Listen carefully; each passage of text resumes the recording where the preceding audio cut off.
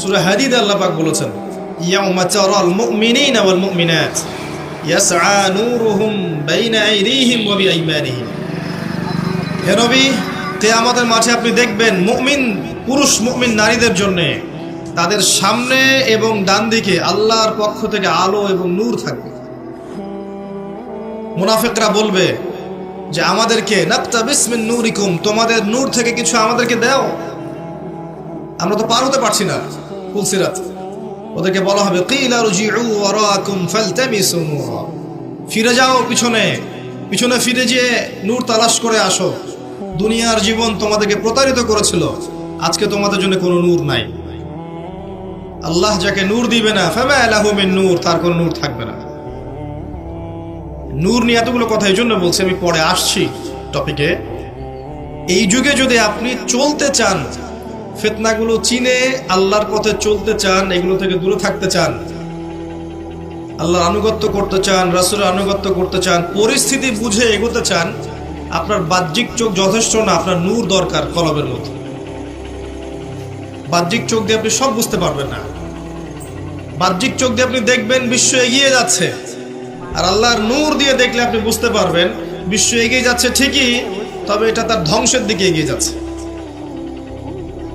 দৃষ্টিভঙ্গির বিশাল পার্থক্য দেখবেন আপনি।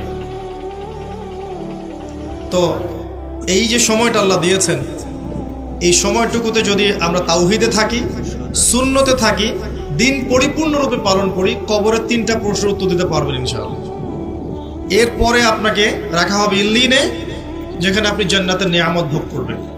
আল্লাহর পরে যারা শহীদ, তাদের ব্যাপারে এসেছে, তোমরা আল্লাহর পথের শহীদদেরকে নিহত বলো না, মৃত বলো না, তাদেরকে আল্লাহর পক্ষ থেকে রিজিক প্রদান করা হয়। জাফর ইবনে আবি তালিব রাদিয়াল্লাহু আনহু, যিনি মুতার যুদ্ধে শহীদ হয়েছিলেন, তার 2টা হাত কেটে গিয়েছিল। নবী সাল্লাল্লাহু আলাইহি ওয়াসাল্লাম কান্নাকাটি করেছিলেন তার ইন্তেকালের সংবাদ শুনে, কিন্তু একটু পরে মুচকি হেসেছেন। তাকে জিজ্ঞেস করা হলো, কি জন্য আপনি হাসলেন ইয়া রাসূলুল্লাহ? তিনি বললেন, আমি দেখলাম যে জাফর রাদিয়াল্লাহু আনহুকে আল্লাহ এই কাটা 2 হাতের বিনিময়ে জান্নাতে 2টা সবুজ পাখা দিয়েছে। এটা দিয়ে সে জান্নাতে ঘুরে বেড়াচ্ছে এবং ফল খাচ্ছে। তার মানে ইল্লিনে আপনি আপনার কর্মফল ভোগ করবেন, আপনার আত্মা ভালো ফল ভোগ করবে।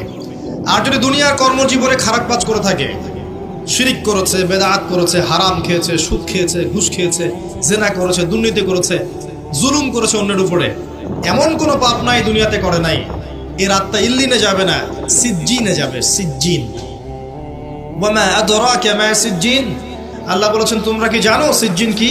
কিতাবুম মারকুম, আল্লাহর কাছে লিখিত কিতাব। এখানে আত্মাদেরকে শাস্তি দেওয়া হবে। এই যে বারজাখের জীবনের শাস্তি নবীজি দেখে এসেছেন মেরাজের রাতে, সুদখোরদের মাথা ফাটিয়ে দেওয়া হচ্ছে, রক্তের নদীতে ফেলে মাথা ফাটিয়ে দেওয়া হচ্ছে, এতিমের মাল আত্মসাৎকারীরা জ্বলন্ত অঙ্গার গিলে খাচ্ছে, ব্যভিচারকারীদেরকে এই যে পচা গোশত খেতে দেওয়া হচ্ছে, মহিলা জেনাকারদেরকে এই যে বুকের মধ্যে হুক লাগিয়ে ঝুলিয়ে রাখা হয়েছে। এই যে শাস্তিগুলো তিনি দেখে এসেছেন, এগুলো কিন্তু ওই বারজাখের শাস্তি। এটা কিন্তু জাহান্নামের ওই কিয়ামতের মাঠের শাস্তি নয়, কিন্তু বারজাখে জীবনের শাস্তি। দেখেছেন জিহ্বা আগুনের কেচি দিয়ে কেটে দেওয়া হচ্ছে এক শ্রেণীর বক্তার, জানা অনুযায়ী আমল করতো না। এগুলো বারজাখের শাস্তি। তার মানে আত্মার কিন্তু আপনার মৃত্যু হচ্ছে না। এই দুনিয়ার জীবনটাই সব নয়, তাহলে মৃত্যু হয়ে গেলেই সব শেষ হয়ে যাবে না, বরং আপনার আত্মা বাকি থাকবে। আত্মা হয় ইল্লিনে যাবে, না হলে সিজ্জিন। নিষ্কৃতি নাই কোনো, আমাদের কোনো নিষ্কৃতি নাই। আবু বকর সিদ্দিক রাদিয়াল্লাহু আনহু এই জন্য বলতেন, ইয়া লাইতানি লাউ কুনতু শাজারা, হায় আমার দুর্ভাগ্য যদি আমি এই গাছটা হয়ে যেতাম, যার কোনো হিসেব নিকেশ নাই। দুনিয়াতে এসেছি, কাজ করব, ভালো হলে ভালো, খারাপ হলে খারাপ। আত্মার নিষ্কৃতি নাই, ওকে ছেড়ে দেওয়া হবে না। এরপর কিয়ামতের মাঠে দেহটাকে আবার জীবিত করে আবার আত্মা দেয়া হবে। দিয়ে কয়টা প্রশ্ন ভাই?